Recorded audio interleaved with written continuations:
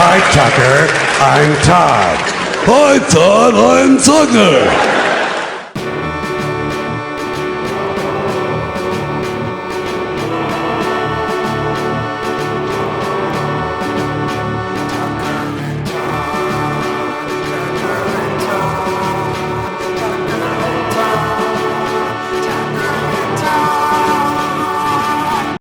I appreciate you keeping your runoff in the toilet. That is, I think, the best place to keep it. I mean, that is the designated room. It's the runoff room. It's not just the room, but that particular point. That's the designated runoff point. Yeah, I guess that's true. They get right out of there. They run off, in fact. They are UNOFT. Yeah. We thought you was a toad. So how are we doing? We're doing great. How are you doing? We're 40 minutes later than we thought we were going to be. Yeah, I'm all right after the runoff. Running off helps. So you have a problem with Darkest Dungeon? I think I might not be very good at it. I didn't play it for very long, but my first hour or so, maybe 2 hours, I'm not sure if I felt underpowered or if I just felt threatened by it not being super easy.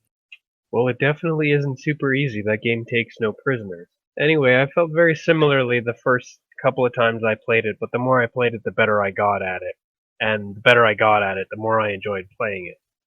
It does Yeah, kind of have a formula that you can figure out and then kind of come to understand what stats matter, what stats aren't as important, what kind of compositions you could put together that work really well, what's strong against what's weak against what.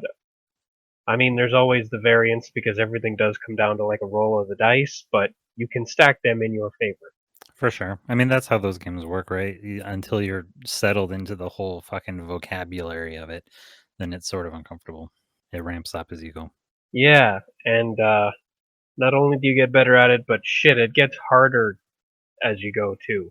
I would really like to try Hades. And I know that when I say that, it's like, well, then play it. But I just haven't gotten around to it yet. But it seems like it's right up my alley. People sure seem to like that game. I haven't taken a look at it yet. I'm still hanging around in my turn-based hell like Darkest Dungeon and like XCOM.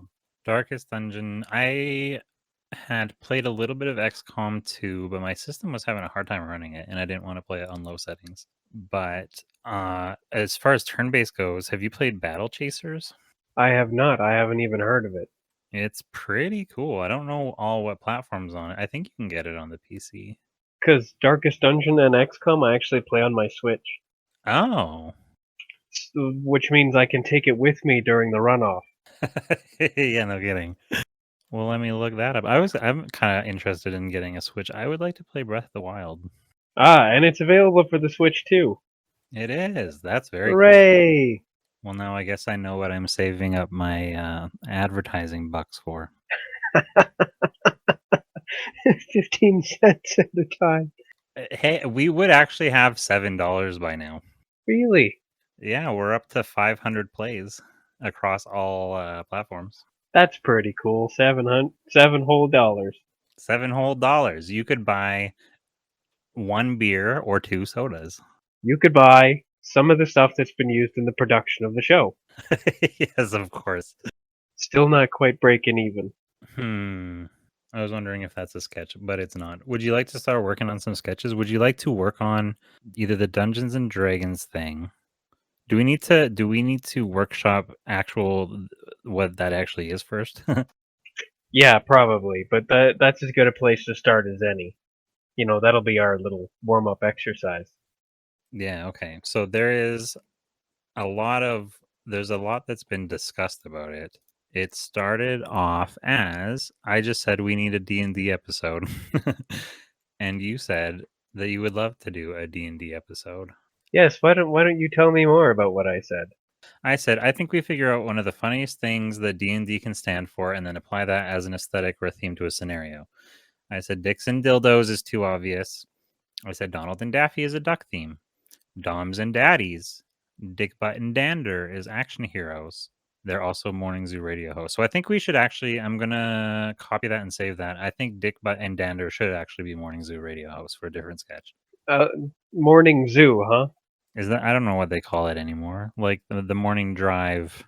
It's Dick Butt and Dander in the morning. I understand, but now I'm really, really badly wanting them to also actually be zoo animals. Like I want Dickbutt to be a frickin' baboon. Okay, I like that a lot. Okay, here's several things. Here's a premise. But also here's another premise. This is their sketch planning. What's that? Oh, the Dickbutt and Dander went into sketch planning. Is that Oh, where? that's because of my button. Okay, give me 1 second to fix this. Okay, I will grant 1 whole second. Tick tick tick tick tick tick tick tick. Okie dokie. Now it is left alt and everybody's happy, and now I can use these buttons again. Hooray! Hooray! Craig, edit out all of that shit. And also, hey Craig, how you doing? I'm blessed to be amongst the Most High. Thy presence is a light unto my bushel. Craig says he's doing fine. I'm sure he'll speak up somehow in post. Yeah, he was actually just serenading me with an Italian hymn. Well, that'll be lots of fun to add in there somehow. Yeah, finally how to figure out how auto-tune works. Anyways, I have now added a premise that we're going to have to work on later for a morning zoo, which is a funeral home animal rescue combo or something. Sounds dark, but also primed for all kinds of weird gags. And going back to D&D, you had tagged Doms and Daddies just enormously sexual, so that will be patron-only content. So, I don't know if I was serious when I said that, but if we're gonna do highly sexual patron content, we're gonna be those guys. that's actually kind of interesting because we did discuss in a different discussion that we would have a scene where we were doing naked yoga, but because we are like paper cutouts, we can make them totally unsexualized without genitals. But perhaps we can do like Team America style adult content with like grotesque drawings of genitalia. Are we becoming a patron hentai studio? No, that is one line we will never cross. That nobody is going to find it arousing or titillating in the least. It's just gonna be a shock. That would be Nothing but pretty- shock. Pretty. Oh, that's interesting. I like the shock idea. Like we make the pain Olympics. Yeah, like whatever it is, it's gonna be awful. But the Team America scene was awful. The Team America scene was awful. Joe Rogan recently praised it as being essential and important to comedy and film. You mean one puppet shitting on another was essential? Yeah. Okay, I don't think Joe Rogan's allowed to talk anymore. It's been becoming questionable. The longer anyone talks, the less sense they make as they progress. Can I even say this? I'm about to read it out. Maybe the scene starts at the D&D store, like it's a store that sells D&D things, or it's just a generic game store. And we're picking out an addition to play, so we can run through a few of the gags that we just listed, but then move on. Like we'll be playing inside the world of the one that we think is best. So there's like a spy version, which is detectives and dossiers. I said there's Payloads and car keys. there's dad bods and diabetes, discharges and deposits. And We will pointed never out- get away with. Main roads and smarties. That's what I'm saying. Can I even read that though?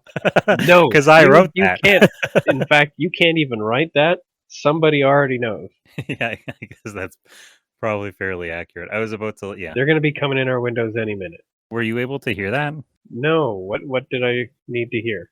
Oh, I was going to delete the Lay low and park free. thing, but I saw that it gives me the option to read the message, so I was just curious if it read it to the whole server. Oh, that would have been fascinating. Because then it's not even us who said it. It's like, ooh, Discord. Oh yeah, then it's Discord. Yeah, Discord. That's an ugly color on you. You pointed out that D&D is hard to find words for without being racially or sexually weird. I said I mean, I could try it less. seems that way. Well, I mean, I was aiming to make the most sexually and racially weird things, so that was more of a. It's hard for Todd to make D&D things that aren't those things. So I Yeah, tried not to. it's starting to occur to me that it's actually just Todd who is Yeah, it's actually sexually and Todd racially is the- weird. Todd is the common denominator, or I guess in this case, the uncommon denominator. I could try less demons and demigods, which is probably literally a thing. I feel like if I look that up on Steam, I could get it for $4 right now.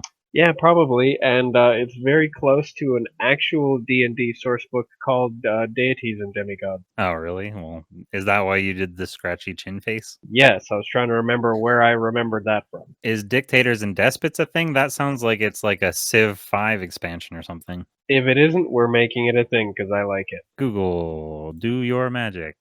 There is a book called The Desktop Digest of Despots and Dictators. Obviously, that's got to be like a tome of eldritch lore that can be discovered within the universe. Potentially. The only other thing is on IMDb. It's an episode, a Time Watch Guide to Dictators and Despots. I think that should also be in it somewhere. Just little subtle little nods. We're at the patent office or the copyright office and we murder the guys in line ahead of us. I mean, it's kind of appropriate if we're, getting this despot thing going on. Oh yeah, maybe we get our like shadow organization to take them out. Where did we get a shadow organization? Well, don't we have some sort of like Gestapo or something? We Oh, are we not the dictators? No, obviously we don't get to be. That's too much like winning, and we can't do that. Unless we're the bad guys and everybody else actually has to come together to take us out. Okay, so if this is what we're landing on, do we want to discuss desktops and diagrams, dipshits and dingbats? Dis and dat was kind of funny but kind of stupid. I think out of all of those, the despots and dictators probably has the most to offer us. Yeah, that has a lot of genres associated with it. It has a lot of aesthetic associated with it. It's Many got tropes. stuff built in. Yes, we appreciate that. So we are going with dictators and despots. And where does the scene start? Is it in the D&D store? Is it in a game store? Oh, I had mentioned at one point maybe it's at the orphanage and there's a leak in the D&D section. Is it just like mysteriously titled D&D? Yeah, it just says D&D with the ampersand. Is it like a high level containment area? Oh, you mean with like I mean, like man traps, hazmat armed suits and all that? guards, security cameras everywhere, Oh, sirens, whoa. gas traps. So like to go back to the Marvel universe, literally from Thor, their little compound that they set up around the crater. Like that, but 10 times more. I'm talking reinforced concrete everywhere. I'm talking a facility. Oh, like a Fort Knox. Or like a what's the one in Stranger Things? Very much like that facility, in fact. With like a crazy tunnel and all that kind of shit and an elevator. Yeah, all kinds of weird shit, including like cells and research labs and all kinds of stuff. Because then we're just nodding to the SCP Foundation. Remind me, SCP? Oh, you're gonna have to just take a week off one of these days and read through their wiki. It's an entirely community-made kind of horror fiction project, supernatural horror stuff, where a government agency happens to be securing and containing all kinds of bizarre, anomalous things. A lot of which are just like weird and curious, but some of which are just like hilariously memes levels of dangerous and almost impossible to keep contained. A fictional organization documented by a web-based collaborative fiction project. That I feel like I wanted to make something like that like 100 years ago. Well, and I didn't know that one was a is thing that could 100 be a years thing. old. Yeah, 13 years ago it started. 100, same thing. Yeah, but I mean they basically are. 2008 was like still the beginning of the internet almost. Yeah, like I was still in short pants. Short pants makes me laugh. I don't know why. That goddamn collection of words. I was still in short pants. I like saying that because my pants are still kind of short. I mean, just look at Tucker. Look at the size of those pants. They're pretty short. Yeah, and that's why I wear shorts in solidarity. Because look at the size of my legs. Are you sure it's solidarity and not like convenience? I think it's free real estate. And now a word from our sponsors. Are you Uncomfortable with eye contact? Do you Have difficulty empathizing? Well, then you might have XYZ. XYZ? Name any category of person. Libertarians. Thanks, Randy. Why would you give me that setup? For the same reason they didn't mean to give Randy that setup. Is it funny? I'm laughing. You laugh. This is getting cut out. I can't wait to see what Craig puts in place of that. I don't know what this episode is even going to sound like. I feel like I've been a little bit reckless. You've been misbehaving. You're out of control. I think you're a little too happy to be recording the very first episode of the second season. I guess so. Hey, holy fuck. Welcome, everyone, to the second season of the Tucker and Todd Show. Thank you for coming all this way. I've watched our audience dwindle, even though the numbers keep going up of views. I guess we got 2 people who really like the episodes. Wait, we've dwindled? How many people have we scared away? About half. We started with 15 and now we're down to 8. Brutal. We'll get them back. I feel like it's gonna. We're gonna have to go out there and play around on the Twitter sphere or something and advertise. I've thought about that. I've thought about like actually engaging with the social media. We have the platform is there. I could start, but that's such a daunting concept. Yeah. We have to do it, but I dread doing so. I mean, I think it could be because I think the secret would be to start making Tucker and Todd memes. All we have to do is throw them around on Instagram. We've got plenty of pictures of them doing funny stuff. Yeah, no, we just need to insert them into templates that already exist and co-opt memes and yeah. Oh man, do creators wind up making their own meme templates before their fans do? Oh, I bet you that there's probably a whole course that you can pay $1.99 to learn about how to do that in. And as such, we'd like to introduce you all to today's sponsor. Libertarians.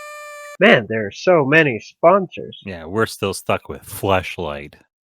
What? Fleshlight was like the first company that was doing podcast sponsorships back in the day. That's fantastic. I still never got one. I have had two, 3. I have owned 2 and I now have my 3rd. Where'd your third come from?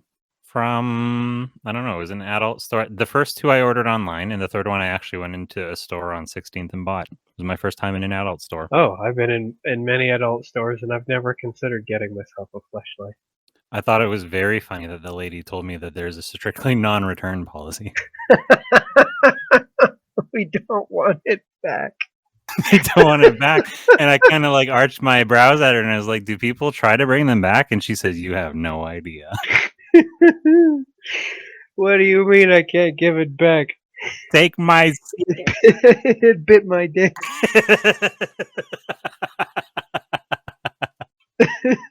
I didn't know. I thought I was supposed to. I didn't know that you can't eat the lube. Just all the things that you would be returning it for. No, we don't want it back after you put your dick in it. It's a broad spectrum of clientele that are willing. I mean, it's changed. The type of person that's willing to go into those stores. The stores themselves have changed, I guess. I just remember listening to Jim Norton tell stories of like peep booths and that kind of shit, and I can't even imagine. Oh yeah, that's not even a thing anymore. Cough, cough. Now, back to the show. Okay, so are we at the D&D store? Oh no, you said a compound. So has there been an anomalous You event? were talking about the D&D section of the not orphanage, the orphanage / not orphanage. And I'm wondering just how high level the containment procedures are in that area. Is that section of the building actually a facility, a compound?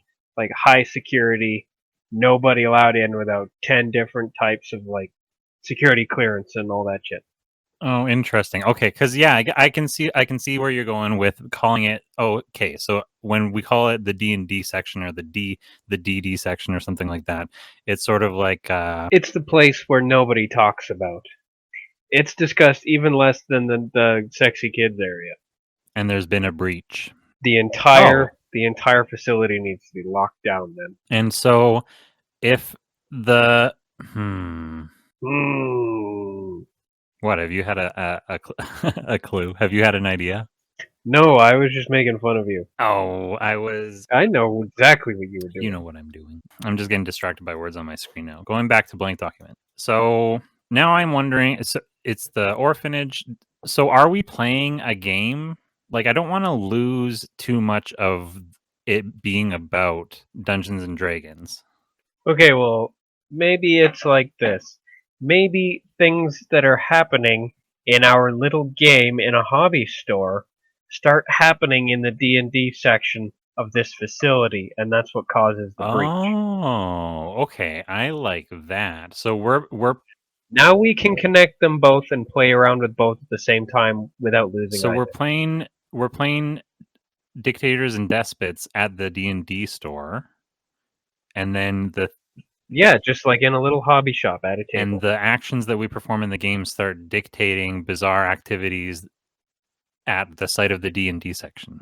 Yeah, like we've got some weird reality bending happening there or something. Like if our little characters happen to go through a door, then somewhere in the section D of this facility, a random door that is supposed to be like mag locked and require all kinds of security clearance just like swings open. Was the store in cahoots with the facility, and they were actually like testing some sort of technology linking the creatures living in the D section to the game? I think it would be funnier if no connection is ever explicitly shown or explained. It just seems to be happening at random. It would have to be, of course, cutting in between our game and the mayhem that would be getting progressively worse in this facility. Yeah, and I guess if it is totally random, then that emphasizes the joke that it's only happening because this place is randomly called the D&D section.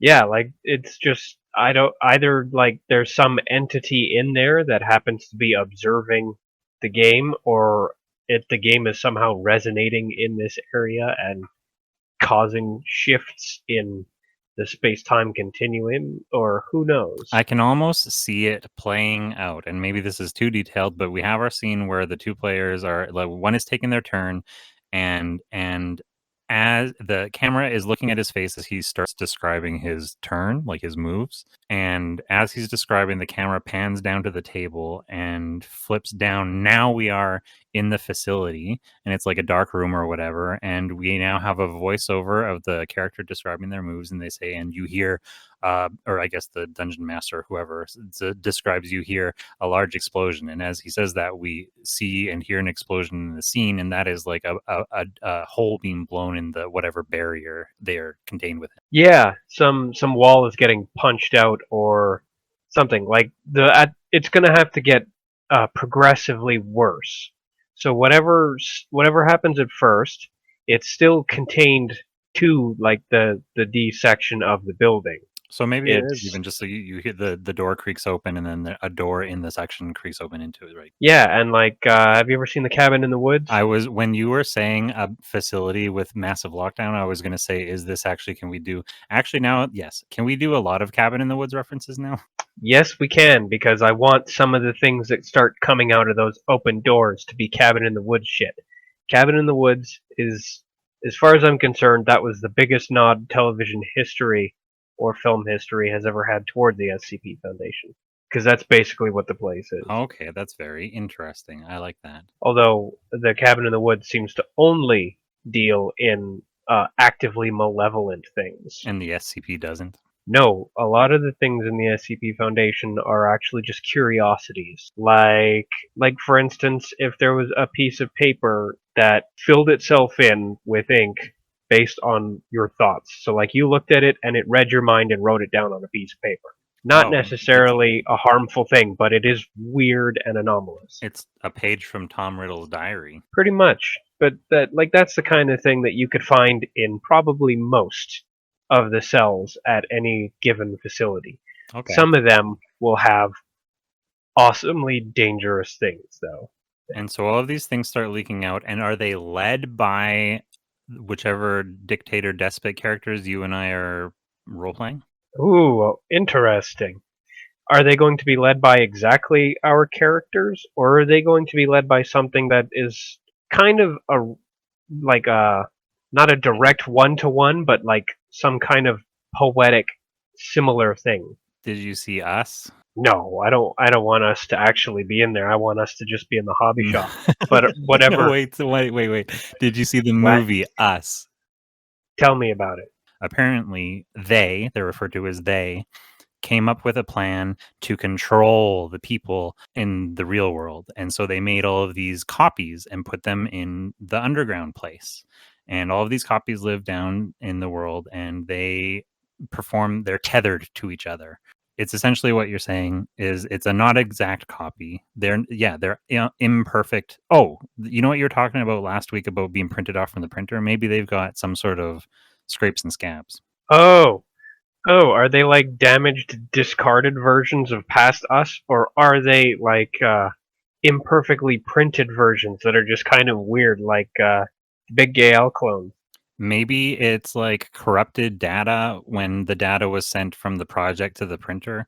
A digital imprint got lost in the ether, and then they end up in the D&D section. Ooh, I like that, and that's frankly the exact kind of thing that would be contained there. Is like fragmented, reality warping data monsters that shouldn't exist. Yeah, they're using like weird Wi-Fi technology to pick up corrupted data glitches drifting through the fucking waves. Okay, so that actually makes a concrete connection then between our little game and what's going on in the facility, because now our bizarre, twisted up doppelgangers are actually just mirroring our described actions that our characters are taking. And I'm okay with that too. they're being forced to, but they don't want to. They want to Oh, act. so they're on puppet strings. Yeah, it's like a cosmic tether where they're what is it called when you have particles that are separate? I would want to call it resonance. Let me do a quick Google search because this is the thing that blows my mind. Might be. I forget what the particle is called. I think it's called tethered particle motion. I wonder if that's where Jordan Peele got the idea from. But like the idea that you can have a particle that is a separate particle like 60 miles away from each other, and then actions that you do on one particle, the results are impacted on the other particle even though they're not the same thing. Yeah, I'm fine with that. Like the stuff that we're doing in our little game, kind of, it does resonate in a way, and it causes these uh, imperfect copies of us to begin doing shit. But And of course, due to the fact that they're anomalous to begin with, they don't really get stymied by things like security clearance and locks. right. And so so they're leading a revolution. All of these curiosities have been freed. And so these dictator characters have I guess not free will, like they have determinism. They are able to determine what they want for themselves, but because they are controlled, they can't actually get what they want, but they are extremely charismatic. So they're rallying these forces around them, their revolution, to help free them, actually carry them out the door that's been opened. Well, that'll work for some of the forces. Some of the other forces will have no interest in playing nice with any of the other forces that happen to be present there. Some of them will be directly hostile to just literally everything around. Some of them won't be intelligent. Even if somebody does try to stage a revolution in there, it's going to fall apart immediately as some of these things come into contact with each other. So that Some of them are just gonna like matter and antimatter kind of obliterate themselves. That could be kind of like a Stop. joke then, where maybe when they first start coming out of their cages, there's a scene where these dictators like get everybody's attention. There's a whole crowd of all of these things staring at them, and then they give their demands, and then the next scene there it cuts to like only 2 or 3 of them helping them out, and then chaos going on in the background, and kind of like, oh well, that didn't go exactly like I thought it was going to. Some revolution, Adolf. Yeah, something like that, because it's definitely going to be mayhem, and at least at first, it's just going to wind up being these guys being dragged around on their puppet strings, just kind of trying doors. They're just going to flip open doors as they go, and every now and then something terrible is going to come out the other side. Okay, so maybe actually what the gag is there's chaos going on, and they're trying all these doors, and they are unsuccessful, and each door they open causes more chaos, and that's when they call for everybody stop, and it does stop for a second, and they give an impassioned speech. Maybe we get some nice emotional music and a zoom in and all of that, and then there's like a shrug, and everybody goes back to their chaos because fuck you. Is there a shrug, or do our guys get cut off in the middle of their highly charismatic, heartfelt speech by one of our D&D moves that forces them to stop and just like walk very awkwardly right off the stage. Oh, I like that. Or maybe they're like flung on their belly or something. Like they suddenly do something erratic, and we're not really sure what's happening. And then it cuts back to inside the shop where somebody's describing that move taking place. Yeah, pretty much. And like I think it's funny if it seems like these two are actually about to succeed in making order out of all of this chaos, and then us continuing to play our game immediately kind of just shit cans that entire idea, and mayhem resumes immediately. Perfect. Yes, that is the way to do it. Now, some of the things that are coming out of those cells will have to be legitimately Lovecraftian horrors. Other things will probably have to be horrific in concept, but hilarious in like execution. Some of those things need to just be funny. We need gag monsters, like I don't know that robot with a fan in its chest, and it's like his only power is to blow people away. Is that a thing? It's from a meme. I mean, I see no reason not to have a bunch of things that show up in this eventually take place in other places. I mean, we recycle everything. Of course. So is there like do we truly recycle everything, and many of the creatures here are evil versions of characters that we already have? Not even all of them have to be evil. Some of them can just be exactly those characters. Like the band made out of letters, they can show up. I need to get on some of these things and actually start putting art out. The like we've come up with all kinds of bizarre, anomalous things that would fit into this place, up to and including the wet ass Pacific. The other Tuckers. The other Tuckers for sure belong in there. Holy shit! I like the idea. Yeah, it's okay.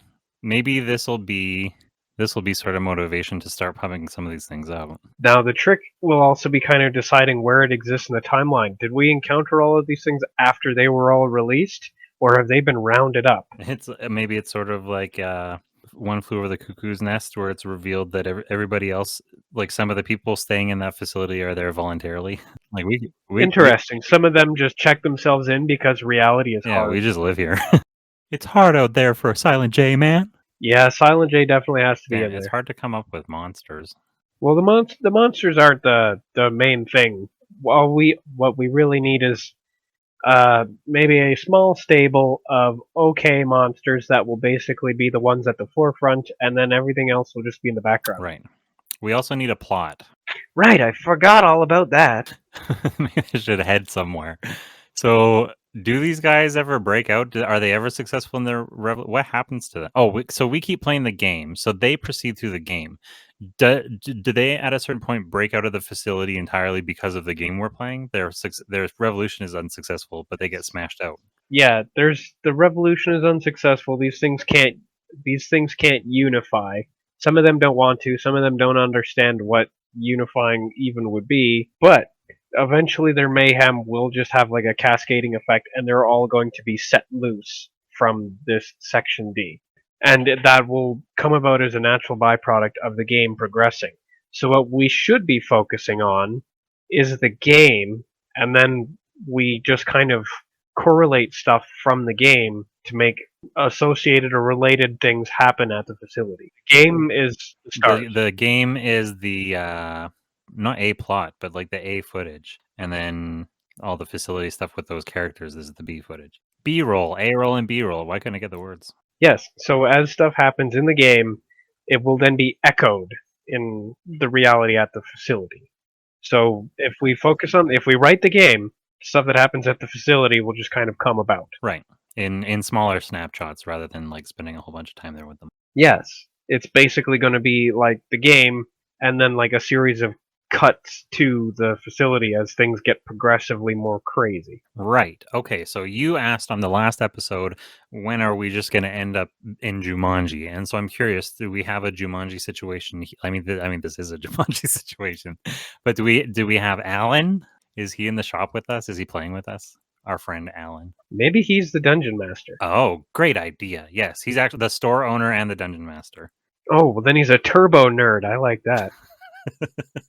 I'm looking forward to making his puppet. I'm just going to call them puppets. I mean, what else would they really be? So I guess in that case, we need to come back and focus on where we're going with the game then. Yes, the game is going to inform how the rest of the plot develops. So that means we need to develop some sort of like subtext, like some sort of, I don't know. Does it need to be conflict between how many characters are playing? You, me, Stan, Craig? You, me, and Stan. Craig is just kind of watching. He doesn't have fingers or anything, True. and Stan doesn't want to roll the dice for him. So Craig is kind of just watching and generally keeping scores because his face is a screen, so he can be a little scoreboard. He basically has all of our character sheets on a heads-up display. Oh, we need straight women. I'm sorry, there's too many boys here. Yeah, okay, I'm fine with that. So that's the foursome. One of the boys should be playing a woman, and straight woman is going to play him. Okay, cool. Is she in drag? No, it's all being played straight. Oh, of course. Somebody's in drag. That means the male and female dictator characters are going to be a lot like the bad guys from Rocky and Bullwinkle. Short man, tall woman, which means I'm sorry, you pulled the tall straw. Yeah, of course. I like that idea. Yes, so we need to find moose and squirrel. Oh, well then there is a moose and a squirrel somewhere, obviously. In the Yeah, naturally they're going to be in the section D. And it's Moose from Archie. Oh, you think so? I don't know. I don't know enough about Archie. I mean, I don't really know enough about D&D. Is Stan wearing blackface? And we're like, dude, you cannot do that. And he's like, what? If Community can do it, I can do it. Oh, wait. Oh, hang on. I was rendered briefly speechless. Do you have a thought? Because I have a way to fix that. No, fix it. Fix away. Okay, because Stan is pink, he's in whiteface. And we say, are you wearing whiteface? And he goes, yeah. If Community can do blackface, How are we going to do that? I can do whiteface. Is that going to be his position? Why is he in whiteface anyway? Did he come to the game in costume? Well, because the reason that Chang was in blackface in the Community was because he was a drow elf, right? Oh, so we're gonna do that. It's gonna be like that, where he came to play in costume, basically. Yeah, he came to role play, and I'm trying to figure out what the joke is, why it's white. That's kind of funny. We're going to have to do a no Hitler's joke, considering we're playing dictators and despots. Oh, goodbye. Welcome. That was peculiar. I'm gonna assume that the reason he's got whiteface on is because whatever character he happens to be playing is pale skin. Yeah, who is the best target for a pale skin joke? I want to make fun of elves. Is there something inherently What do you white? think? Can we make fun of elves? Of actual elves? I don't really know what we would essentially be making fun of. Basically making fun of Tolkien for just trying to make humans but different and better. It's just not interesting. I hate elves. God damn it, I hate elves. I'm trying to figure out. So is Stan like Stan is making like harsh criticism about elves? He's like, oh, I'm a fucking elf. I don't know why would I. That's so funny to me. Just Stan being a belligerent dick about being an elf. I mean, because I feel like he wouldn't actually be enthusiastic about playing this game, and so. Oh, have we kind of coerced him into it? Maybe it was like he's like, you guys said I could be racially insensitive. That is the only reason I'm here. We said you could be fantasy racially insensitive, Stan. Exactly, I'm a fucking elf. Hey. He can't help but like apply real world racial stereotypes to the elves. Do we have him ask do we ask him the question why whiteface and then have him answer it? I mean, we should ask that. That seems like a reasonable question. Why the white? Audience? I'm sure they're going to want to know too. Okay, but why white? Well, if I was going to be a gnome, I would have painted black. Gnomes are black? I don't know. What do I look like? The Rolling Stones? Hey! Man, I don't think anybody's going to ask why he didn't do blackface. Yeah, I guess that is kind of stupid. Why white? Why whiteface? Like, why face paint at all? Because I'm a fucking elf. Why does he think that? So, is it not white? I like. Do we need to do it this way? I feel like I want to specifically reference the Community thing because that felt insane that they did that. I mean, a lot of stuff I've seen in Community is pretty insane. But how would you like to reference it? Well, my simple brain is doing the exact opposite, and then that's this whole show. Just do the opposite of the thing somebody else has done. I'm okay with that because then it's still something that hasn't been done. Okay. So what? Are you wearing whiteface? What, you said the white elves were the good ones? Ooh, that's gonna cause everybody to be uncomfortable at the table for a minute. But is there a lore anywhere where white elves are good and black elves are bad? Well, and there was until D&D 5th edition decided to do away with like innately evil races. Oh, is that the joke? You said we were playing 4th edition. I thought white ones were still good. Then again, in D&D there are a lot of chocolate elves that are just fine. It's just the ones that are literally obsidian that happen to be from the evil clan. They're all cursed because I'm a turbo nerd. Is this getaway withable? He's dressed in like LGBT type gear, and we say, "Why are you dressed like that?" And he says, "I thought you said I was going to be the fairy." That seems very dangerous. Maybe we should actually just have him be in blackface and have him be a drow elf. Either that, or if we're gonna wring our hands over it this much, we should probably scrap it. I think that might be, yeah, we might have to scrap it. All right, moving on. Truly wringing hands. We've got Alan DMing for us. We're playing the tall lady and short man, Rocky and Bullwinkle style. Straight woman is playing a guy. I don't know what kind of guy. What kind of guy? So now I'm not actually kind of sure about that. So are we dressed up Are we dressed up as these characters, or we're role playing? We're role playing dictators and despots. We are just playing. We're playing in plain clothes, but because there's gonna have to be like the characters that we're playing are manifest at the facility. Right. So we don't have to be dressed up for people to see what we would look like dressed But so up. when you say that we're playing these characters, the characters that we're manifesting are these Rocky and Bullwinkle characters? That's the style of their manifestation, but I mean it's still clearly Tucker and Todd. But they're all like twisted and warped and also happen to be in costume. Okay. What are the dictators and despots then? Well, obviously, there are a couple of dictators in this one instead of just working for dictators. If you recall, they were evil Soviet agents or something. Oh, I didn't recall that part. Well, I mean, they were pretty obviously, Slavic in origin and always trying to kill Rocky and Bullwinkle for some reason. Oh, it really is Boris Badenov and Natasha Fatal. Okay, so we are playing this game. How do we make the game interesting? Because I imagine in my mind that there has to be some sort of story conflict going on between the characters, that they are like, what are our motivations while we're playing? What are we aiming for? Okay, now, where was I? Boris and Natasha look like they have a very similar sort of physical profile to Tucker and Todd, so I think it would be a great. They're just kind of the aesthetic we're going to use, but they're a couple of freaking nondescript Eastern European style dictators. Yep, I did. Okay, I'm on board. And so, I mean, just look at Boris's shitty little face and his stupid smile. That's Tucker right there. he is a pretty shitty little guy. I hate his mustache. Just look at him. Just what an awful little. Look at his stupid hat. Why does it have like cat ears? Why is it pointy? What a little cunt. What a little asshole. Meanwhile, look at Snidely Whiplash. That's a badass. Maybe Snidely should be the sort of character design for Straight Woman's character. Okay.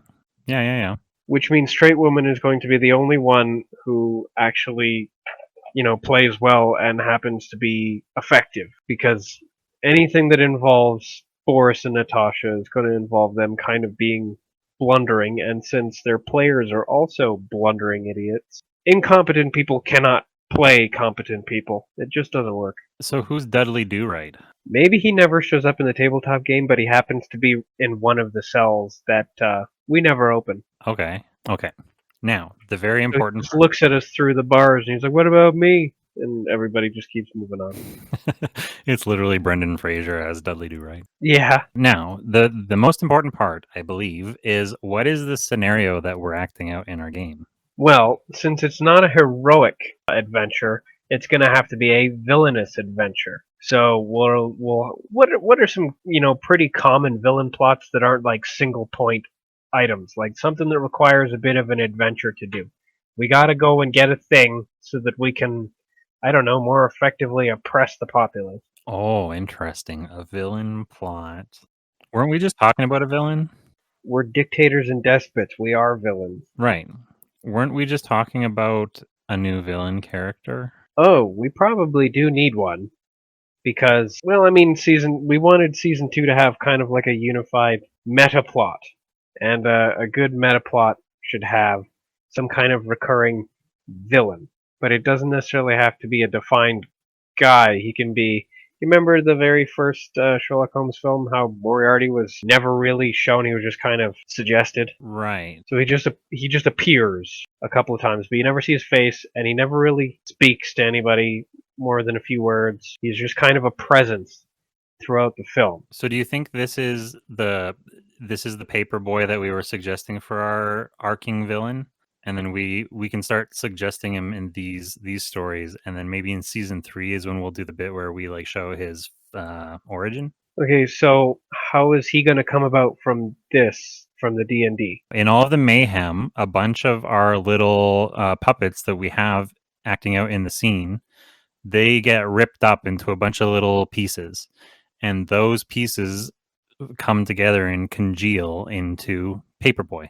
He's recycled. Oh, he's a gestalt sort of conglomeration of all of these torn up pieces of what other kinds of characters? Well, so all of our anomalous, bizarre mystery characters from the facility, the characters that come loose in section D&D, a bunch of them tear each other apart. And so maybe when they're sweeping up at the end of the day, those pieces get swept together, and then that thing is sort of like a Sandman guy that turns into the Paperboy. I'm on board with this, except for one part. What's that? If we create all these puppets, I don't actually want to destroy them. Oh, well, I mean, I can literally print off 2 copies, and one gets pasted to a backboard, and the other one just gets ripped up, and it's a prop. But what if they're colored? I mean, maybe you should just use a little bit of movie magic and have them just bash at each other, and then the immediately following frame is literally just confetti. Yeah, that works. Yes, I would use magic. I would use cuts. I wouldn't rip them up. Yeah, because waste not. Waste not, want not. But in that case, if this is the story that the breach is what gives way to this villain, okay, I guess that's a little tease, right? Because that means that he's not actually the villain in this story. No, he's not the villain in this story. If anything, this is kind of his origin. Yeah. But only like in the most basic sense, because this whatever this thing is, it's not going to immediately come together and then be a fully functioning villain who hates us for no reason despite being born literally 2 minutes ago. So whatever it is, it has to be like born and then have an arc of its own as it develops an intelligence, like as all of these different minds, because I assume that all of these different intelligences are coming together, they're going to have to sort of settle and blend over time. So this is the very start of the origin. But as we progress through episodes, we can, especially if Todd and Tucker like annoy it and inconvenience it and otherwise make its life terrible accidentally, then we give it a really good reason to hate them and become a villain. Yeah, yeah, because he's going to have his story. Because unless this is a different, I mean, it can change. But we had suggested that maybe the Paperboy wanted to be a member of the Sendables, and they said, no, you're not actually mail related because you're newspaper related. And so that made him bitter, but ultimately I think he becomes resentful to us because he realizes that we're the ones that made him the Paperboy. We made him newspaper related. We made him. Oh. So he tries to join the Sendables. At first he'll blame the Sendables, but eventually, like after misfortune and just like general bad things continue to happen to him, eventually he's going to blame his own existence rather than any individual. And then eventually he's going to come to the conclusion that his existence is our fault. Yeah, I think maybe he goes through some more trials, and maybe one of the Sendables, or maybe somebody else is the one that informs you, because he's like freaking out and trying to take out his rage on someone else. Maybe he comes after the Sendables and tries to take out his rage on them, and somebody who works there is like, wait a second. If you're mad about like who you are, you got to go to the guys that made you who you are. And he's like, I don't know. Who is that? I don't know where I came from. And he's like, dude, everybody here started somewhere. And that somewhere is Tucker and Todd. Are they just going to give it away like that? Or is this thing going to have to start having flashbacks from the memories of the various entities that make up its being and like kind of remember our faces? Oh, Even though we were in costume, it eventually comes to recognize us as having a direct hand in its creation. maybe it starts coming after creatures that it recognizes from its like flashbacks and like taking them out and then And absorbing them. absorbing them and then gaining the memories. Yes. That means it can start out kind of dumb but predatory and just like continue to get smarter and more dangerous. I like that.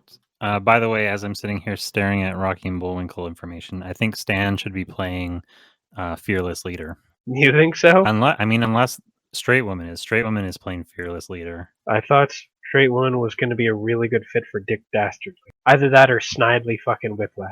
One of them. So many pieces at play. I do think Stan would make a good fearless leader, though, especially with that monocle. Yeah, he's kind of got the look down. And I mean, that would give us opportunities for there to be a fair amount of push back and forth with him and Straight Woman, because he'll constantly he's fearless leader. Stan has been given leader privileges, and that he is out of control. Oh yeah, not only has he been given leader privileges, but he did nothing to earn them. He got them just because he showed up. And that went straight to his little brain. That's going to infuriate Straight Woman that he got to be in charge just because he's a guy, just because he's playing the fearless leader. And I suppose it also kind of helps that Dick Dastardly is a bit independent of the other three. Yeah, which he is. Yeah, because in fact he's not even from the same continuity. But the names we're giving them are just references to the sort of character aesthetic and personality type that they're going to be assigned. Right, that's true. Okay, so are we calling any of them by names? No, and in fact we're probably going to just call them by the players' names because the players are going to be referring to each other. Right, yeah. Like Alan, the DM, is going to be like, and now you, Tucker, what you see is this, that, and the other thing, and you, Todd, roll perception for me. Okay, you notice this, that.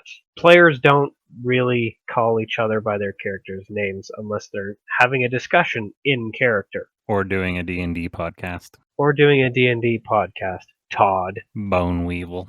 Bone Weevil? Yeah, that is Jeff. Why am I now forgetting his name? Jeff. Holy fuck. The guy that Jeff Winger is based on. Did he pick his own character name? Jeff Davis. Yes. Okay. On their Harmon Quest, the Dan Harmon D&D show, Jeff Davis always plays a character named Bone Weevil. Like on purpose? Yeah. But a weevil is an insect. I didn't come up with a name. No, I'm just being very critical of it because it sucks. Yes, it does. We'll come up with better names than Bone Weevil. Yeah, like fucking Tiberius or something. Ooh, very strong. What's the point of choosing a name if it's not going to be strong? I guess we probably should name our characters just because, just like on the off chance that we ever have to reference their character sheet. And I mean, do we give them fantasy names just to sort of like, even though we're obviously not really doing any fantasy tropes with this exact scenario, it is still calling back to the play on the game? It might actually be funnier if we give them like really ridiculous Tolkien-esque names, despite the fact that that doesn't fit into their setting at all. Either that, or it might be funny if we give them just like really mundane, westernized names like Joe. I think that if they're dressed, well, I guess we're playing a tabletop game, so there is no physical representation of them on the table. But Well, we might have little figurines or something. Well, that's kind of what I've been envisioning the whole time. I would like to have little figurines. So, because I think that there should be some sort of visual representation of what we're seeing a little bit.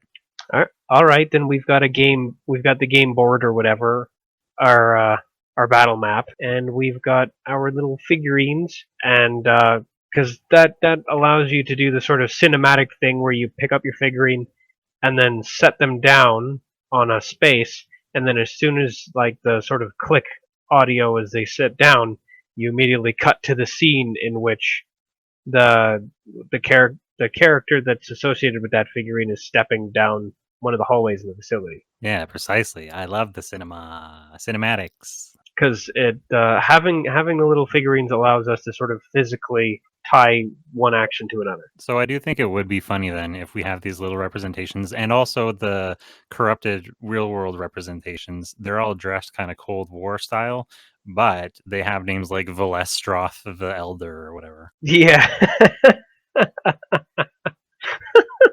Sounds like a vampire. Probably. You just have to go check like the World of Warcraft random name generator. Well, I've been playing a little bit of Final Fantasy XIV online, and I'm astounded by the random letter garbage generator that they used to come up with names in that game. Holy shit. Oh, really? They don't even have rules governing a minimum number of vowels? I'm just talking about NPCs. I haven't been paying attention to names because the character names are all first name, last name. But the NPCs are all named like Coco Poco Loco or Nippy Ticky Ticky or Yupa I don't know. Loco. That sounds like Final Fantasy to me. They invented the chocobo. Oh, I guess that's true. I'm really not familiar with Final Fantasy. I've only been getting into it in the last like year or two. I'm really not familiar with it either, but I heard that they named a guy Cloud, and I'm sorry, but that's worse than Bone Weevil. I think technically my name in Gaelic means cloud. Nah, you're worse than Bone Weevil. I guess so. Okay, I need you to name your Natasha. My Natasha is Malvazira. Malvazira. Oh shit, I better write this down. Sorry, I bounced my head off of my microphone. That's how it's spelled, and I don't care what you think. That works for me. Okay, good. Now I have to come up with something similarly shit. Ricky McShitfingers. Yeah, okay, so Ricky McShitfingers was a character who showed up in a D&D campaign that I actually took part in once upon a time, and he was the guy who cleaned the latrines. He definitely had the shittiest fingers in the land. Yeah, we fucking killed him and gave him to a vampire. We washed him first. I mean, is there a good chance that we start and Stan wants his character to be named Ricky McShitfingers, and we're like, dude, you got to take it seriously. Yeah, I think that would be I would love to make a reference to one of my old campaigns, so I want that to show up in there somewhere, but that definitely seems more like a Stan thing. I love the idea of Stan just not taking it seriously. You won't take it seriously. Yeah, I'm fucking Donnie McLick my dick. I don't know, Ricky McShitfingers. Donnie McLick my dick, I like that. Comes I'm gonna in take the McGillicuddy. Keltereth. I'm gonna take the Keltereth, but it's gotta be Kelteraw. Okay, that works for me. Okay, now we need one for straight women. She's playing the Dick Dastardly guy. So, a name that happens to be a sort of pun reference to a mustache is perfectly fine. I mean, is it Stash Masterly?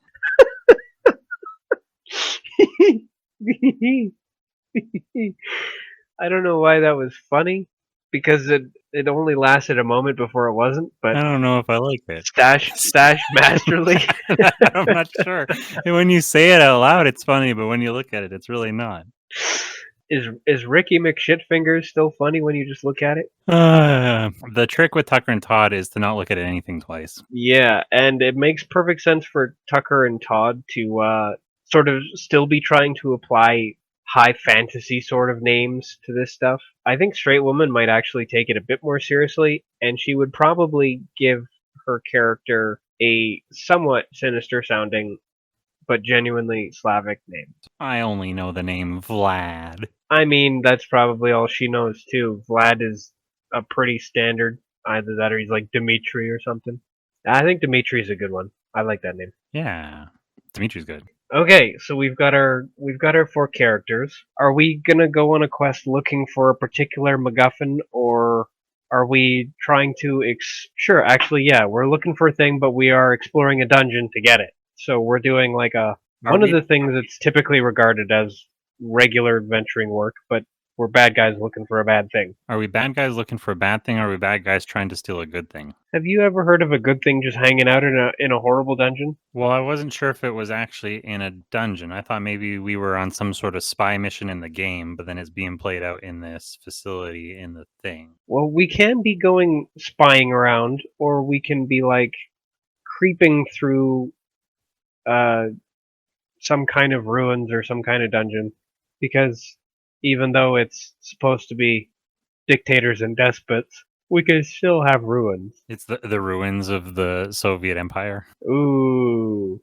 So we're looking for Cold War artifacts. Yeah. Ooh, good idea. We're looking for a Cold War artifact that has some sort of like occult, like mysterious magical properties. Oh, so like a reborn Thule society kind of thing. Yeah. It's like a briefcase nuke, but it's supernatural. And so it's in this, I don't know, it's probably like a rundown lab of some kind, or like an old munitions dump that's been mostly picked clean, but that we find there are secret passages in there and shit, and that's how it starts. Okay. And Opening a door into the next level down that remains relatively untouched by anyone. And then we've got like a spooky sort of research place that is a lot like that one movie about the Dyatlov Pass incident. I forget what it was called. But they wind up going into a bunker that's full of weird shit. yeah. Now I know we said that it was unrelated, but now I'm curious. Is the location in the game where the facility in the real world is built on top of? Or are they Are totally you asking if the hobby store happens to be on the street level on top of this facility? No, but the facility that exists within the reality of the game is where the facility with Section D is located in the real world. Probably not, because the research lab or whatever, the ruin that these characters are going through is probably somewhere in the former Soviet Union, You're right. whereas the facility that happens to be containing all these things is like 2 blocks away from the hobby store. Right. Okay. Yeah, that's Because Tucker and Todd's town is as big or as small as is convenient for the plot. it's like Bikini Bottom. Yeah, it's either got 6 buildings or 6,000. The reason that events are happening over there is because first of all, it's just a weird place, that facility. When you've got that many things inside that are all kinds of anomalies that aren't supposed to be in the first place, have them all in the same place, weird shit's gonna happen. And then you've got our weird sort of tethered particle copies that are interacting with all this stuff in weird ways. At one point, does all the madness spill out into the street, and maybe we can see it occurring through the windows in the background of the game store, but we don't notice it going on because we're engrossed in the game? Better yet, I think we should notice it and then like close the blinds because it's getting distracting. Shut it. Yeah. We'd like yell out the window, cut it down. Yeah, it's like we should be like "Argh," and close the blinds like like a bunch of grognards just shutting out the sun or fireworks or something else. I like that. Yeah, absolutely. But yes, the mayhem definitely needs to break out into the streets, and like screeching bird people flying by, because there needs to be at least one bird person in there. Just like all kinds of horrible mutants, weird reality bending things, stuff that has no clear, sort of physical shape. It's just like a weird geometric anomaly, just kind of like floating by and making lots of weird noises. And we just go close the blinds and we're like, ugh. Like it's a rainstorm. Yeah, like I don't know if our characters are just so desensitized to all this weird stuff, or if they really are just ignorant, or they're so wrapped up in the game that they barely notice what's causing the disturbance, and instead just they close the blinds before it registers. In fact, now that I think of it, one of them should get up and close the blinds, and then pause briefly, and look, have like a sort of shocked look, a shocked expression on their face. And then someone else at the table asks, "What?" And he's like, "Do we have any soda?" I was gonna say I forgot to bring chips. Like it has to look like for a moment you realize what's actually happening, but it's something totally different and unimportant. Do we have soda? Yeah, I'm not. It's I think it is that misdirect of like forgetting the oven is on kind of reaction, or because I think the other possibility is for them to actually like I That can't think seems of the highly word. unlikely. Like that seems well, Pan-facedly kind of actually remark on how mundane it is. Like, oh, it looks like there was another double D breach or something like that. Looks like there's been another cosmic calamity. I don't know if we want to. I don't know if we want to make it mundane, like in universe, so much as we kind of just have characters interact with it in mundane ways. Well, yeah, because I'm not, yeah, to make a reference to be like, oh, it looks like another cosmic calamity.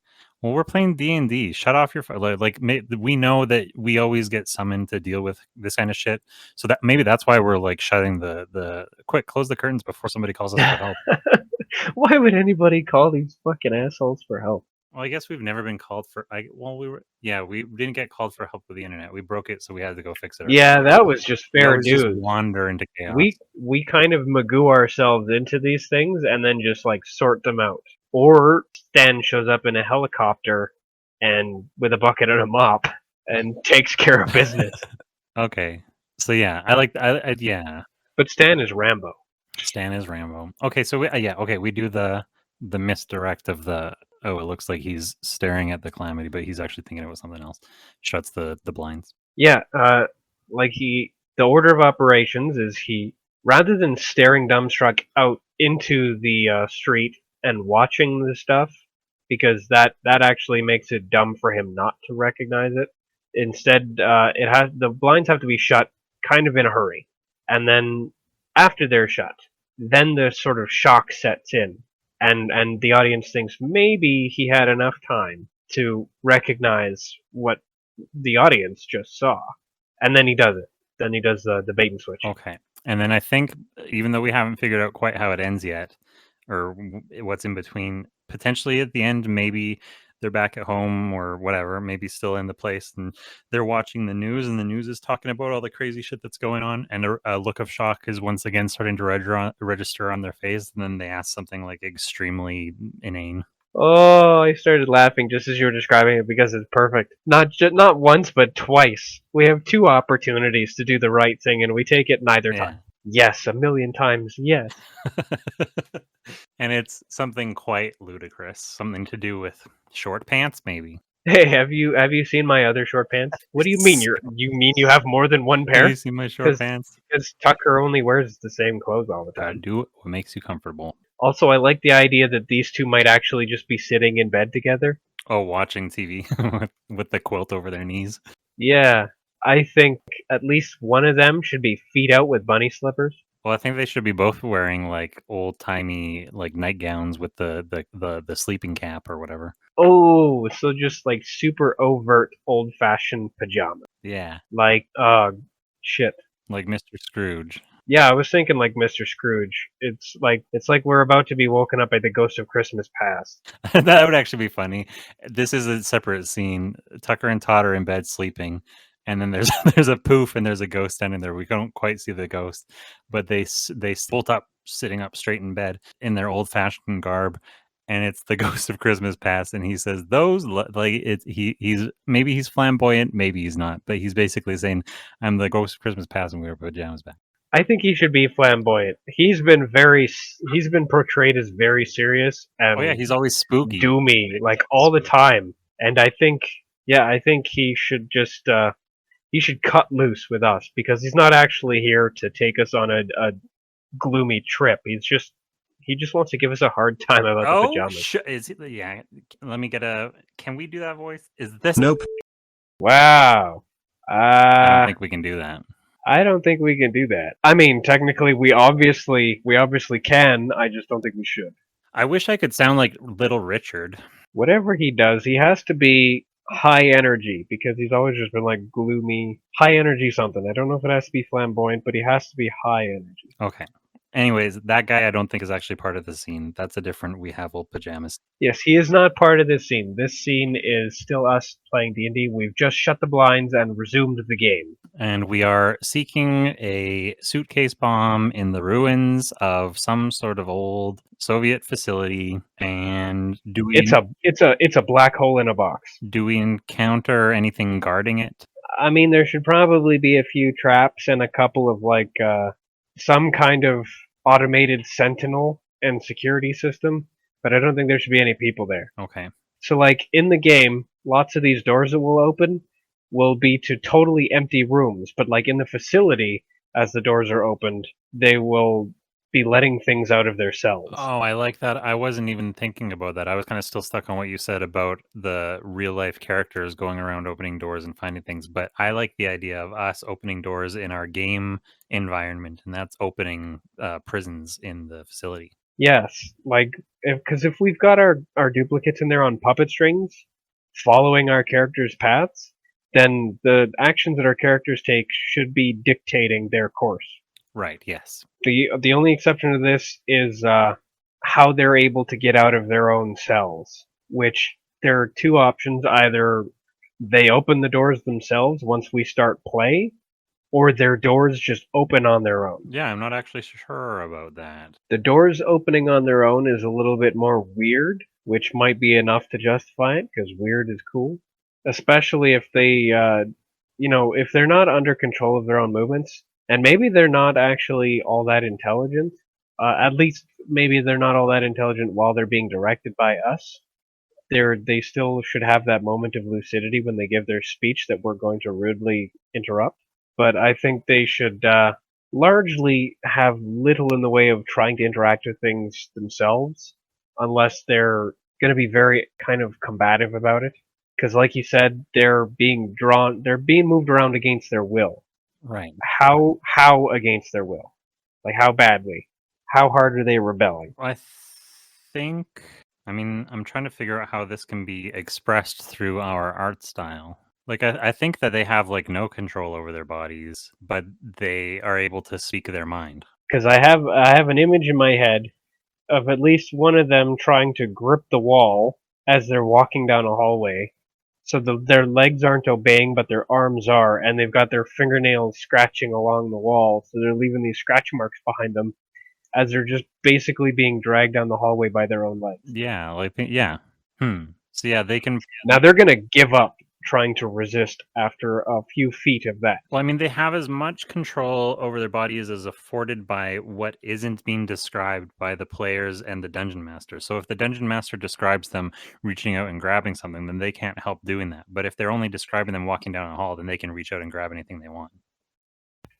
Excellent point. So only explicit directions are forced. Everything else is kind of permitted. Right. Which means they may be able to speak their mind at least sometimes, unless characters, described as being quiet. Yeah, and even I mean that could also be a gag that we use at one point where I mean I guess we've done it while we were talking about them giving an impassioned speech and then all of a sudden they're interrupted. But that could be a point where they're trying to make plans with each other and the sentence is interrupted by what the player says they need to say. Oh, does that mean they start actually communicating with each other in a way that corresponds with what everybody at the table is suggesting that they're saying?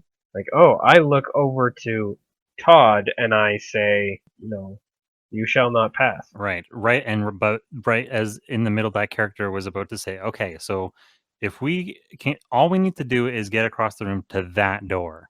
If you make it to that door, blah, blah, blah, blah, and all of a sudden start saying whatever was being dictated in the game. Easier to do that with actions, but we can definitely throw in a couple of like little word interruptions. But physical comedy is a little easier to do over and over again, because if we make them like getting whatever they're saying interrupted too many times, it's gonna wear out its welcome. Yeah, I think it only Unless what we're making them say is super funny, which probably doesn't make a lot of sense in the context of a simple D&D dungeon crawl. Right. I think it will be once or twice. And also I think maybe their characters in their reality, like their corrupted characters, will be voiced by TTS characters, and then when we speak as them, they have our voices. Ah, I like that. That's a very good idea. They're because since they're basically corrupted code brought to life, they should have weird corrupted voices. Yeah. And I mean there's 37 TTS voices to choose from, so in a row. And yes, getting them to speak with our voices when it's us doing a line makes it so that we don't have to actually give any like physical indication that they're now, that we're assuming direct control. Right. So we don't have to have like two puppet models for them, one where we're controlling them and one where they're under their own control. It's all in the audio.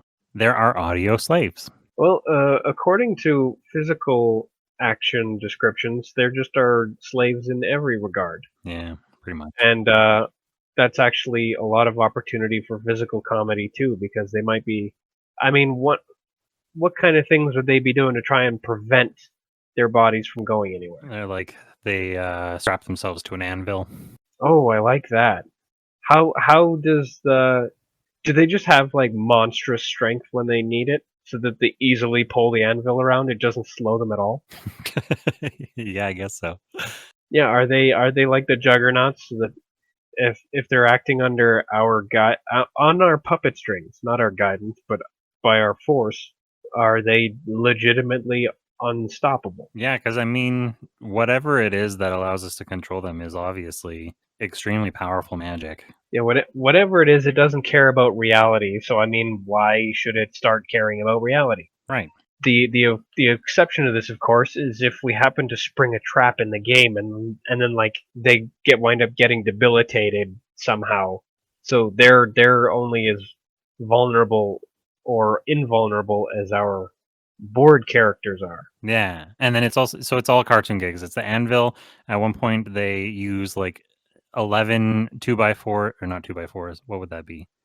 11 boards to nail themselves to the wall. Oh, they can do that. Excuse me. They can do that too because they're actually two-dimensional. Yeah, it'll look funny. They can board themselves to a wall. They just get ripped off of it anyways. Oh, at a certain point, they will go through a wall and leave a cartoon shaped cutout. Oh, that's just mandatory. Obligatory. It's in the comedy rules. I don't have a thing. Yeah, it's in the terms of service for being an aspiring comedy writer. You have to do the silhouette cutout when you do a running through a wall joke. Okay, so we go through these various traps and resistances, and so we get to our MacGuffin in the game. And by the time we get to the MacGuffin, is us getting to the MacGuffin them getting out of their facility, or are they far out of the facility by now? No, us getting the MacGuffin is definitely them kind of opening like the last kind of security lock separating Section D from the rest of the facility, the low security section. Which means that once that threshold is crossed, these monsters and everything that hasn't already managed to escape out into the streets, like we already saw when we closed the blinds, is now out. That's basically everything swarms out of there. And in fact, one better, I think the picking up the MacGuffin, disarming the trap or whatever mechanism that happens to need opening to get it is basically the last security panel that kind of opens all the doors in the entire facility. Oh, there's a keypad on the suitcase bomb, and we punch in the keypad to defuse the bomb, and that opens the door in the facility.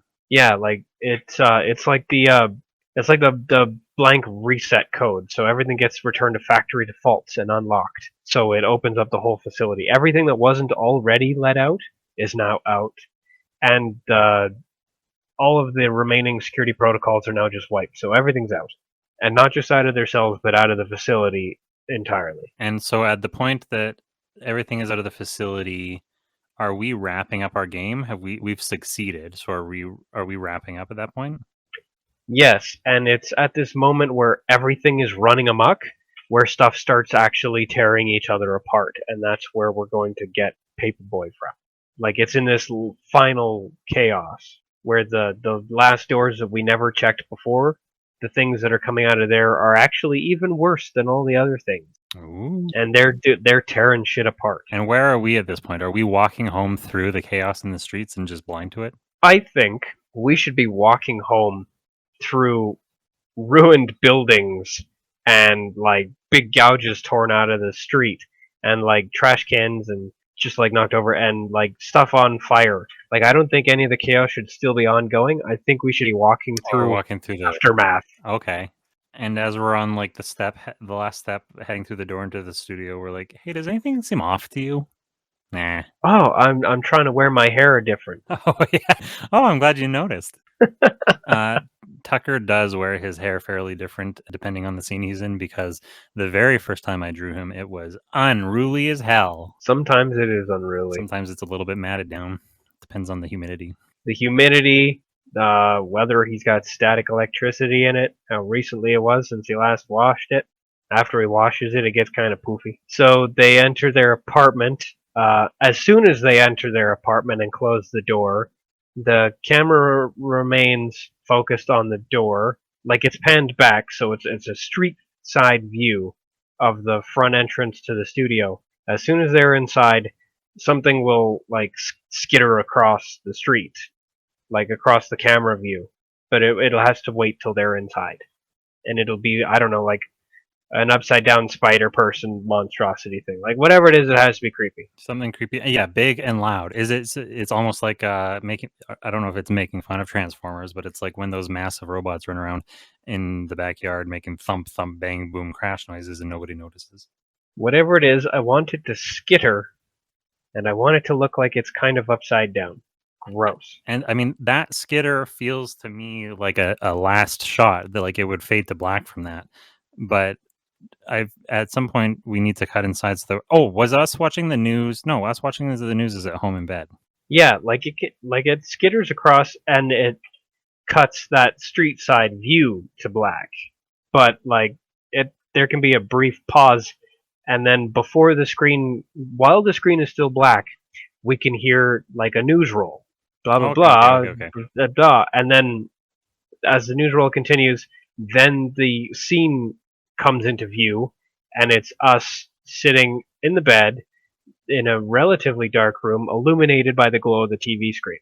Oh, maybe it cuts directly to the TV screen, and it's a news camera shot of that creature that we just saw skittering somewhere else, or maybe skittering past. Oh, interesting. Either it skitters directly out of one scene and directly onto the TV, or it's a half and half. Yeah. Yes, and then that should be in the news, and we should remain ignorant of it. And I'm kind of curious what totally benign thing. And of course, it should be whichever one of us closed the blinds, the one who has the shock in bed should be the other one. I agree. Of course. What should be the benign thing that we ask? Did you remember to soak your dentures? Oh, goodness. Is that where we want to Or go? maybe I say, oh, I forgot to soak my beard, and I take my beard off and put it in the glass beside the bed table. All right, now it has to be that. Just detach from a spiky Yeah, face. just a single. Does it become totally limp once it comes I off? thought it would stay the same shape. Or does it stay the same shape and then it just goes into the glass and it floats there?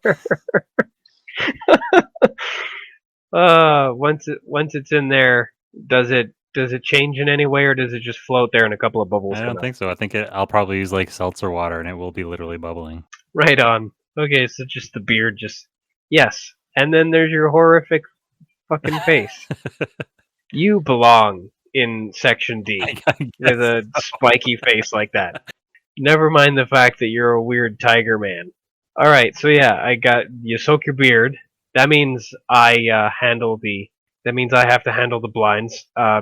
Even funnier if I have to get up onto a step stool to do that. I wonder if there's some sort of dialogue reference to that. Like you have to ask the owner where the stool is. No, I probably have a chair and I just take it over with me. Or it'd be more funny if there was a stool with your name on it by the window, because that's what it's for. Just for me to lower the blinds? Yeah. I mean, it might be funny if there's just like a nearby conveniently placed stool with my name on it that I can take over and use to lower the blinds. You keep it under your chair.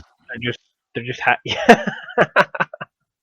I don't even use my chair. I just use my special stool. Or maybe it's like a device you have. You pull this little thing out of your pocket and you kind of like hold it, like a magician's stool. Literally a magician's stool, and it like telescopes out. I mean, if I was pathetically short, that's the kind of thing I would have. I mean, the camera might zoom up absurdly close to the little like custom label that you've got on it. Tucker's Tucker's tool sample.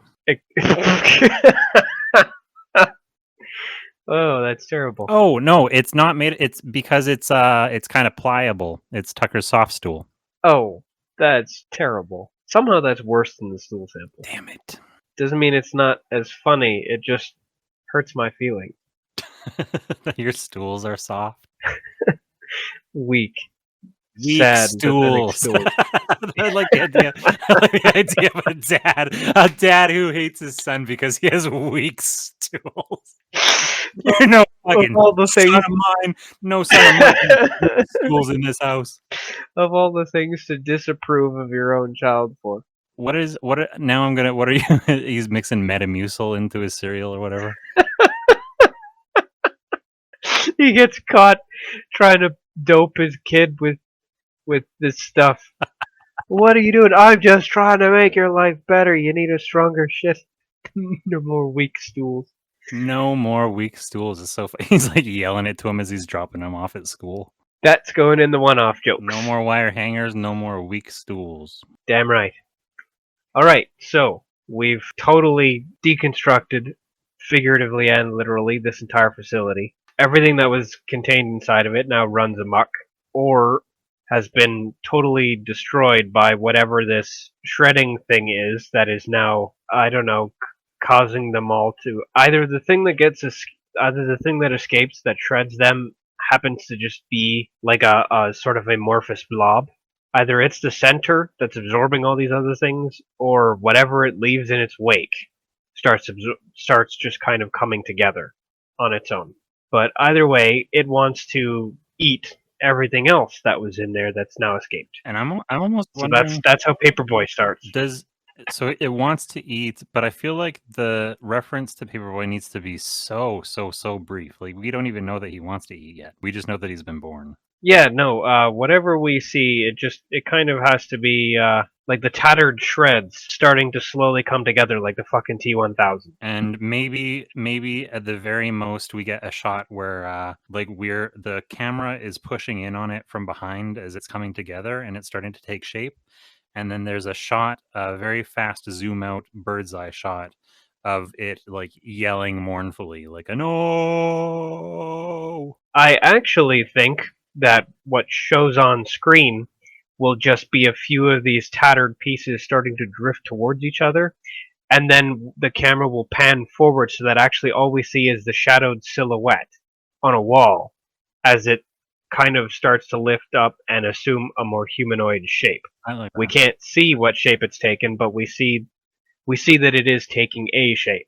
And maybe it doesn't say anything. Maybe that's exactly where it cuts to black. It's just like it kind of grows into a roughly humanoid shape. So we just see that black silhouette, and then the camera zooms into the silhouette, and that's how it fades to black. As those pieces are coming together and the silhouette shadow thing is taking shape, do you imagine what it fuck, where did Saruman live when all the trees are being chopped down and we're getting like the history of the Uruk-hai and how they came about? That like That was Isengard. Isengard is what it's called. That kind of like slamming industrial, almost deep pounding music as the things are coming together. Oh, I really like that sort of industrial deep pounding music. The hammers smacking on anvils. Yeah, hammers on anvils. Yeah, In the background practically sounds like wrenches banging on pipes and stuff. yeah, and like crazy deep brass notes. Yes, I like that. I would use that for anything, but I would use that for Okay, I think that is the last scene of this scene. And I think that is, despite the late start, I think we're pretty much at a wrap. We're at a wrap, and you know what? If this is becoming a consistent pattern, I guess is the word, I'm totally okay if we start spending every episode using the whole episode on one sketch. If we have premises that we can squeeze an entire episode out of, I would be happy with that. Well, it tells me that we're learning how to actually like not expose, explicate. We're learning how to explicate, We're extracting. extracting our own ideas. This is the oil business. We're putting holes in stuff and drawing oil. Yeah, but there will be no fracking. No frickin' fracking. Hey, that's going to be something that one of our Fargo cops is going to have to say at some point. Hey, enough of that. No frickin' fracking, eh? Oh, these nice Minnesota boys. Good old Minnesota boys. Yes, sir. Thank you, everyone, for joining us, as we said on this. Oh, shit. Words. They went away. Take two. Thank you, everyone. Thank you, everyone, for joining us on the first episode of our second season. It's been a bit of a ride. In fact, it's been a lot of a ride. It's been a bunch of a ride. The first episode of our second season and the second season of our first show. That sounds ambitious. Well, I mean, we've already come up with several spin-offs, and there only more are going to develop. And at least 2 movies. 2 movies. Well, I mean, that's why I kind of wanted to start the wiki, because at a certain point I thought, hey, maybe every single group of characters that we come up with can eventually have their own show. You know what happens to spin-off shows? They go down in history. They go down. Most of them are forgotten, unless it's Better Call Saul. Prayers and thoughts to Mr. Odenkirk. Thoughts and prayers. Yeah, those things too. What a fantastic guy. Truly amazing. Just like everybody who's listening, thank you again for tuning in and choosing the Tucker and Todd Show. to waste your time on. You're all amazing, and what a guy. What a guy. This has been the pandering hour. And cut. Yeah, Craig, take us out of here. Craig, I said take us out of here. Good night, my libertarians. Fuck Tucker, Tucker sucks. And fuck Tucker's friend, Todd.